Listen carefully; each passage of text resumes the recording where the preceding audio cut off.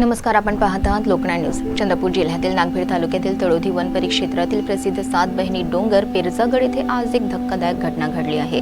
दुपारच्या सुमारास मधमाशांचा अचानक झालेल्या हल्ल्यात 5 पर्यटक जखमी झाल्याची माहिती समोर आली आहे। मिळालेल्या माहितीनुसार चिमूर तालुक्यातील शंकरपूर येथील काही पर्यटक नवस फेडण्यासाठी 7 बहिणी डोंगरावर आले होते। यामध्ये शंकर चासरकर वय वर्ष 55, नथू चासरकर वय वर्ष 62, सुनीता चासरकर वय वर्ष 52 आणि त्यांच्यासोबत 3 वर्षांची एक लहान मुलगी यांचा समावेश आहे। दरम्यान दुपारी साधारण 2 वाजताच्या सुमारास अचानक मधमाशांच्या मोठ्या थव्याने पर्यटकांवर हल्ला चढवला। अचानक झालेल्या या हल्ल्यामुळे पर्यटकांमध्ये खळबळ उडाली आणि जीव वाचवण्यासाठी सर्वजण सैरावैरा पडू लागले।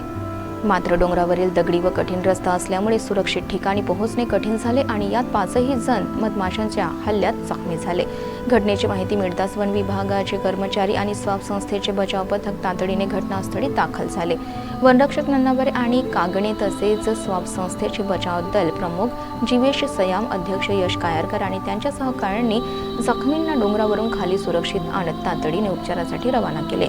यानंतर 4 जखमींना गोविंदपूर येथील मदनकर डॉक्टरांच्या दवाखान्यात दाखल करण्यात आले, तर एक गंभीर जखमी रुग्णाला बेशुद्ध अवस्थेत तळोधी येथील शासकीय रुग्णालयात उपचारासाठी हलविण्यात आले आहे।